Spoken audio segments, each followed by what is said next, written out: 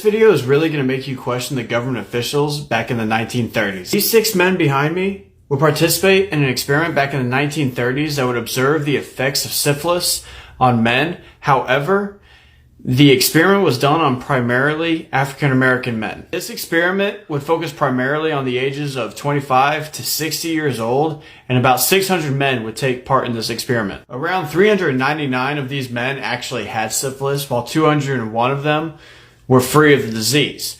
What makes this experiment so sketchy and horrific is that the doctors were instructed not to cure them, but to just observe the results over time. This experiment began in 1932, and a cure for syphilis was actually found in 1947.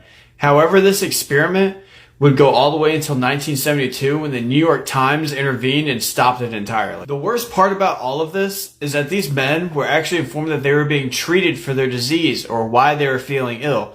But instead, they were actually ensuring that they stayed sick so they could observe how syphilis affected the body over so many odd years. The initial symptoms of syphilis will include a rash and wart-like lesions, but there is something called secondary syphilis, which includes inflammatory balls growing on your bone, under your skin, and on your organs, which can result in heart and liver damage.